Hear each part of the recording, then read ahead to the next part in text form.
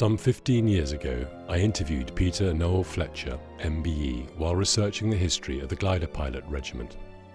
A Royal Army Service Corps driver who by the end of the war had risen to the rank of captain in the Glider Pilot Regiment, becoming the adjutant to Colonel Murray, commander of No. 1 Wing at the ill-fated Battle of Arnhem, where the Allies attempted to capture several strategically important bridges in the Netherlands in the hope of breaking the German lines. Mismanagement and poor planning resulted in failure. The interviews and photographs that Peter both captured with his camera or collected from Colonel Murray's desk shed a fascinating insight into the Glider Pilot Regiment and the thousands of men towed by a rope in huge gliders piloted by Army pilots and finally including RAF pilots who were released over the battlefield to land on the enemy lines, there to fight as infantry. This is Peter's story. The catalyst of Peter's war was perhaps mixed in the skies above Germany. After the First World War, Germany was forbidden to build high-powered planes, so the aircraft designers turned their attention to unpowered aircraft. They saw their potential use as transport to deliver troops and equipment silently, quickly, and economically onto the battlefield. On May 10, 1940, gliders landed silently on the bomb-proof roof of Fort Ebenau. This seemingly impregnable fort on the Belgian border was taken in minutes with 85 men. Gliders had been proved as a military asset of high value.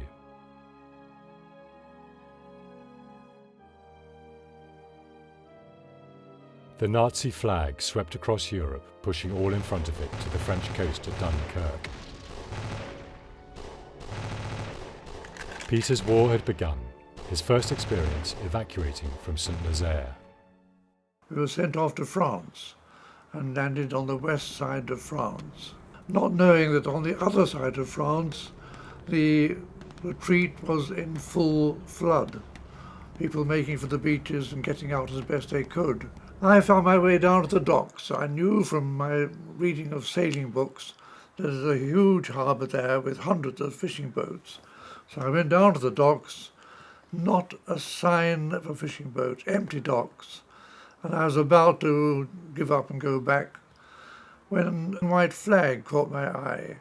So I strolled across and there was a destroyer.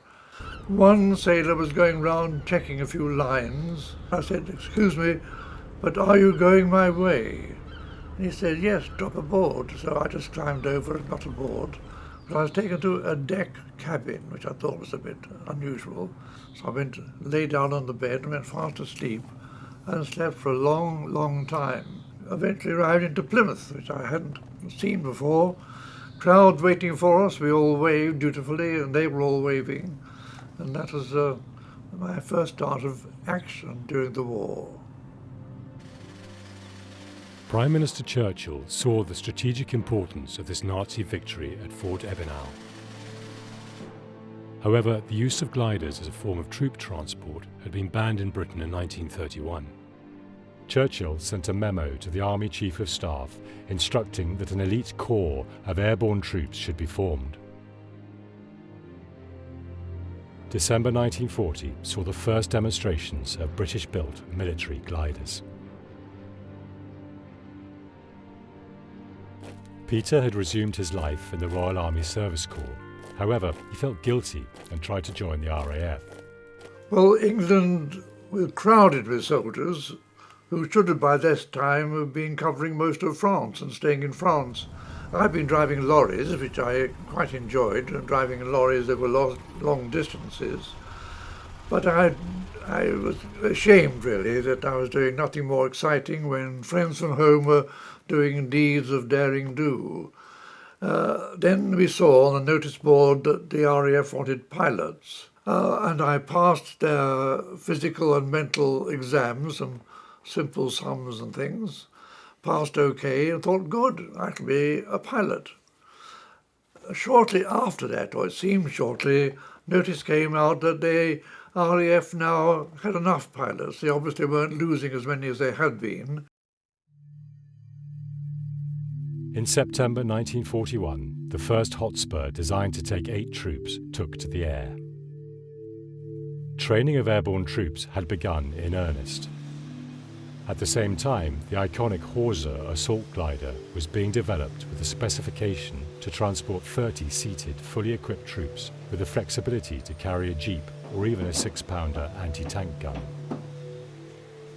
Constructed from wood and canvas, the Horsa was designed to be assembled by furniture manufacturers across the country.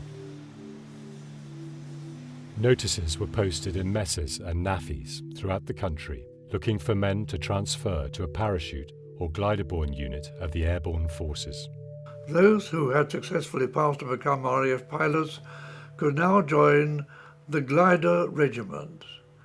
And I thought, gliders? Gliders in wartime?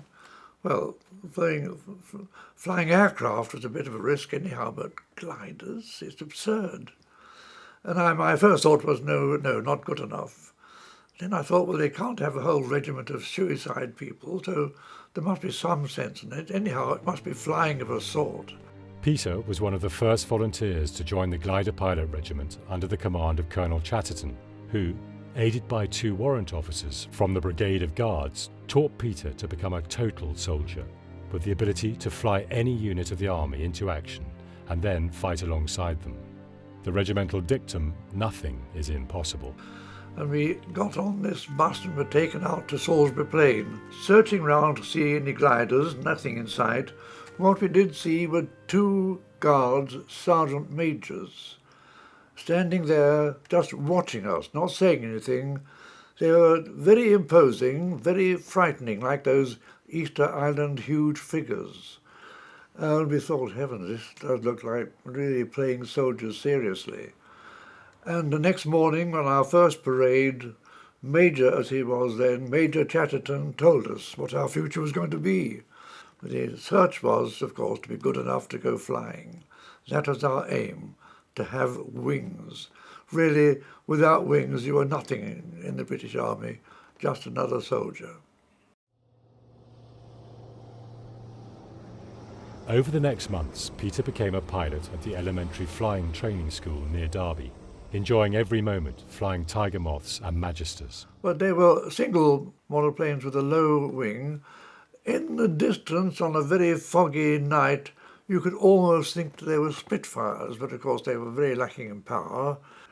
And having done that, we went back to play soldiers for a while until there was a vacancy on the training glider course. Then followed training at various establishments, including Bryce Norton and Shrewton. Within 6 months, he was flying military gliders, including the Hotspur and his bigger brother, the Horsa. On top of that, Peter had also been singled out to become an officer. I was told that I was going to take a commission, and when that came, I was marched before a new colonel had arrived. But by this time, most of the regiment were going abroad, and I was not allowed to go abroad. I was to stay behind and go to Octu. So I saw this new colonel, who was from the Grenadier Guards. He had been a major in the Grenadier Guards. He was now a colonel, Colonel Murray, 6'4", looking down his long nose and his long face and long body at me. Gave a sniff I got used to. Brigade of Guards Octu. Meanwhile, initial active operations by the regiment were disastrous. The first, Norway, in November 1942. 2 Horsa gliders were dispatched from Skitten in Scotland. Their mission, to land in the mountains of Norway and offload 32 commando-trained Royal Engineers to destroy the German heavy water production, which was a vital element in the development of an atomic bomb. Operation Freshman met disaster. The weather closed in over the landing zone. They circled for an hour and then decided to return home. On the return leg near the coast of Norway, both gliders crashed into the mountains. Those that survived the initial impact were captured, executed, and the injured strangled. Norwegian resistance successfully sabotaged the heavy water production facility at the Rjukan in February 1943. But it was not until February 1944 that the final shipment of heavy water destined to Germany was destroyed by sinking the railway ferry on Lake Tyn in Telemark some 2 years later. The Sicily landings was next. Peter was not included in this mission, as he was at the Officer Cadet Training Unit. Hailed as a great victory fighting alongside the Americans in the first major combined operation, it proved to be another disaster for the regiment. Some 300 British airborne troops perished. It was a step too far for the poorly trained young American pilots. But of course it was not okay being towed by Americans who said that their tug planes weren't fully armoured against flak, and they were frightened of flak. And they broke the one golden rule of glider piloting, and that is, it is the glider pilot's job, and he's trained to pull off when he thinks he can make the landing. It is not for the tug, except in dire emergency, to let the pilot go. So they broke all the rules, and over 200 people were drowned, and we lost, I lost many friends, my pals, sergeants, were drowned, which was awful. Peter had his final interview to become an officer. And then we had this interview with this chappie. Well, I lied. I can't tell you how much I lied, but he would say, well, did you play sport? They always bring up sport. I said, yes, I did. Yes, I did play for the first 11, but it was rather a poor 11 year, but I did. Were you captain? Well, yes, during my last year I think I was, but I wasn't a captain at all. It was all a lie. Peter gained his promotion as a lieutenant and joined A Squadron under Major Griffith. Also in the squadron was Hugh Bartlett, both of whom played cricket for England. This would mean plenty of sport for cricket-loving Peter.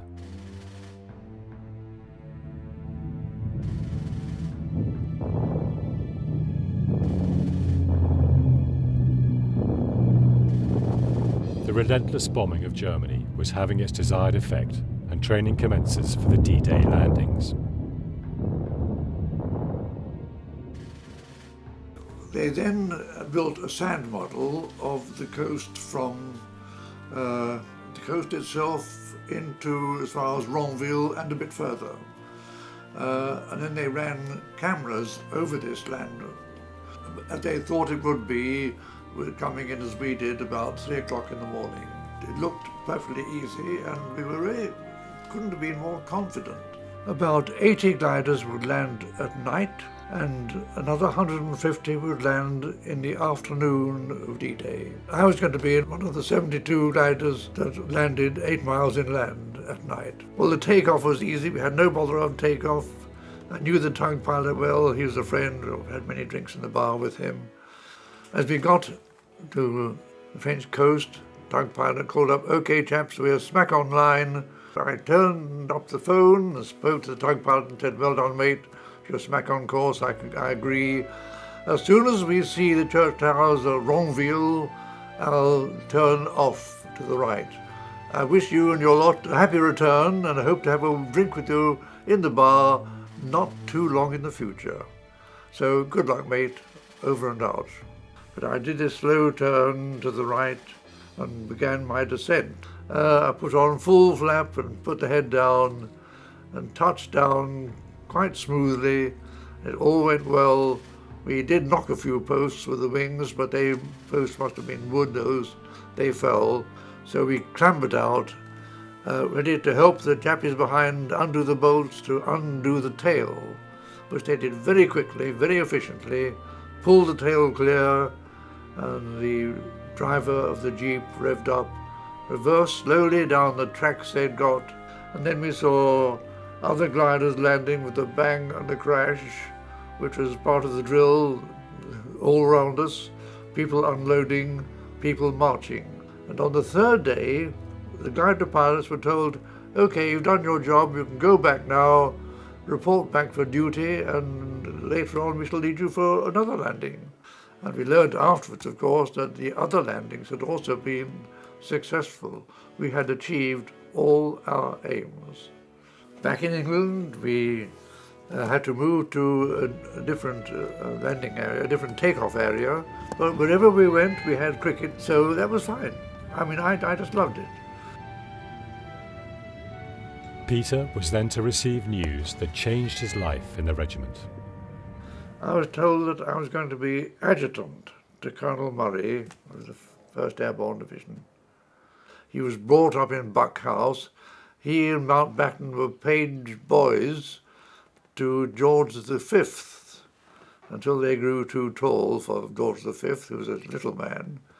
And then they stayed on at Buckhouse, and Colonel Murray was brought up at Buckhouse, was a personal friend of the new king, because Colonel Murray was a wonderful shot. And of course we know that the great hobby of the new king, George VI, was shooting. The next operation was Market Garden to secure the bridges at Arnhem. The operation is perhaps better known by the film title, A Bridge Too Far. The landing zones were some 8 miles from Arnhem at Wolfheis. The objective was to hold the bridge at Arnhem. The Germans counterattacked. Over 1,300 pilots landed in Holland. 229 were killed and 469 were wounded or taken prisoner. It was a very smooth flight, in spite of the fact that there was this huge train of tugs and gliders stretching for miles ahead, something like, well, nearly 300 all told. And often on those occasions it becomes very bumpy indeed. For some reason this flight was very smooth and very happy, no bothers. En route across the sea, the North Sea, which we thought was liable to be a bit tricky with people, other aircraft attacking us from Germany, but we had air cover ourselves on top of us and below us, so we had no trouble with the enemy. We got to our landing area. Being Holland, of course, it was beautifully clean, all the lines were straight, everything fitted into the airborne photographs we had, so that was no bother. I kept in touch with the people behind me. You have to shout with the daggers when the gliders are being pulled fast. And we pulled off and landing on stubble, which was lovely. A smooth, easy landing, just a faint little touch as we tipped forward onto the nose wheel and we clambered out. It was one of the most peaceful rides we've ever had. On day 2, with Colonel Murray, Peter made his way toward the Hartenstein Hotel in Oysterbeek, which was to become the HQ. Then we made our slow, winding way into the town, passing not far from here the dead body of the general here, hanging out of his car. But we had our own general with us, and he lived here, General Urquhart, for all of 9 days. We used the back of the house for everything. There was some tennis courts down there. There was a back door opening onto the back garden, so-called. But even that became a dangerous place because snipers got into the woods back there. And there were screams for everybody saying, "Close that bloody door." Not because of the drought, but because people were shooting into it from those trees. So it was uncomfortable, but it was in touch, of course, with the general who kept us informed about things as best he could. My time was taken up chiefly on going on patrols with ammunition, cigarettes, and misinformation. I was passing on and trying to encourage people to keep on fighting, and I had various routes to take. On one such route, Peter enters a garden in Stations Way with a surprise. But we came round to this sort of area because things weren't going all that well in our bid to get down to the bridge. So I came really into the back garden there and was met by Mrs. Kramer, who came out all smiles and in a very gracious way and said, "Oh, how nice to see you. Do come in." "Good, it's so nice to see you. Now, you don't have to be worried about the Germans." I said, "Well, where are the Germans? He said, oh, they're across the other side of the road. I thought, dear, oh dear, I hoped they were miles away, but they're the other side of this road. She said, now if you can get into a group, I'd love to take a photograph. But we lined up and I kept myself out of the photograph, and the photograph was taken. And then Mrs. Kramer came out with her book. She said, this is a guest book. Please, will you say something and sign it? And I thought, well, what on earth can I say? Well, what I did say, I think, was... We were very pleased to help protect you. Good luck, Peter Fletcher. Help protect them. All I did was to get their house ruined in due course, with the wounded and the dying and the dead here in this house, down in the cellars, and all I could do was to make visits every now and again with cigarettes, ammunition, and total misinformation that any moment now the army, Second Army would be here and all would be well, anything to encourage them. But it was really a pretty fruitless operation.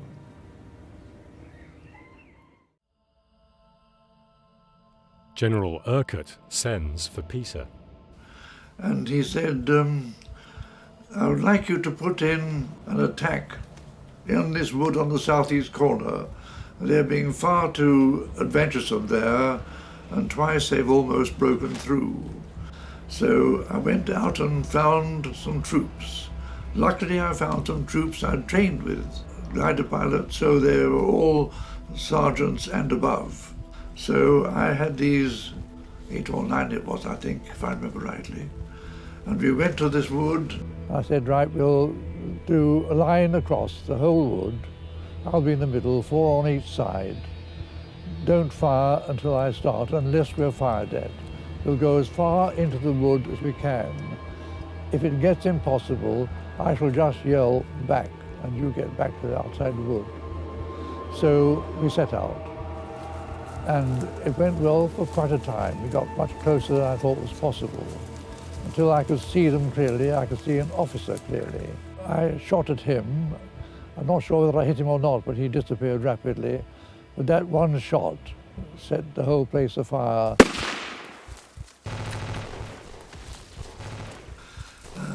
Staff Sergeant Gould and his pal were shot down immediately, and the man beside me was shot, and the man on my right was wounded and shot in the side and wounded, and it was all hell.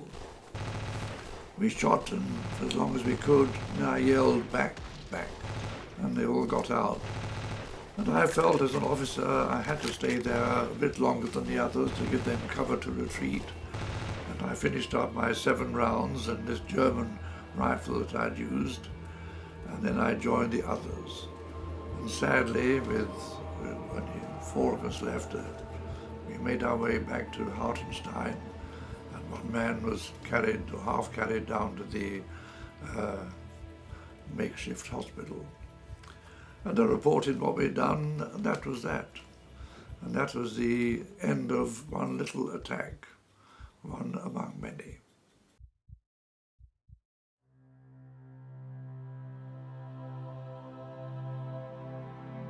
The Germans launched a successful counterattack, and inevitably talk of reinforcements turned to that of evacuation. So to that end, Peter makes his way down to the Rhine, and hopefully safety. So Colonel Murray and Brian Bottomley and I set forth. I lost Colonel Murray, which was something I should not have done, and I found myself with eventually 8 people, paratroopers and the airborne infantry. So we walked up the river bank, hoping to find something, a bit of old wood, a bit of old fencing to give us flotation. The prospects looked pretty dim, really. Anyhow, suddenly we came across an assault boat had been left there. She wasn't tied up, she was just pinned against the bank by this strong current. I said, we'll aim straight across, and with the current running as hard as this, it should be more or less right to get to where we shall find, hopefully, there's some white tapes on the banks. If we do that, we're among friends. So we paddled across, no one shot at us, all was peace and quiet, it went smoothly, and we paddled, and then suddenly the white tapes came up. It was safe and sound. Much to our great relief, that was the end of Arnhem as far as we were concerned, but not for the poor devils who were left behind.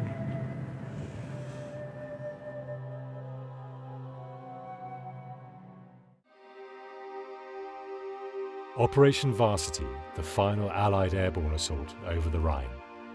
The glider pilot regiment losses at Arnhem were plugged with volunteers from the RAF. We had so few people, we had to use the spare bodies in the RAF who would never have a chance to do operation because there weren't enough aircraft for them and too many pilots. So if you want them to do something in the war with the skills you've got, you can become second pilots. You'll be given a very brief idea about how to shoot a rifle, very brief military backing, but you will be on this operation. We had enough people to fill all our vacancies.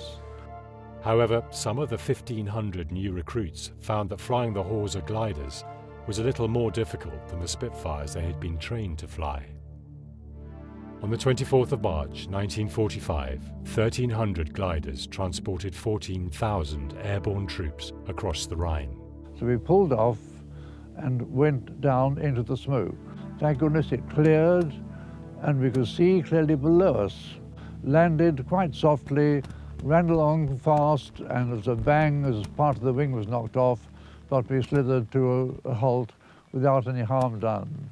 I could see smoke and I could see gliders on fire. I could see people running. And I said, I think there's a barn forward on our right, a farmhouse, that ought to give you some protection for the moment. The firing seemed to die down. The American paratroops were there. They said, well, they thought they'd cleared up the area now, it would be okay for us. We said, thank you very much, you know, hope to see you next time. And then we made in the direction which we hoped was going to be the headquarters of the whole airborne outfit, and certainly the glider pilot headquarters would be very close to them. So we set off on this march, 20 minutes, half an hour, and found our headquarters, by which time there was no firing near us, but we could see and hear firing in the distance by the railway crossing. So I inquired after Colonel Murray, and apparently he was round looking at the gliders that had been set on fire to see if he and other people could help at all, but they were, of course, beyond help. There were some very, very horrid, grisly sights there of burning glider pilots and burning troops inside. We always hoped that they had been killed first.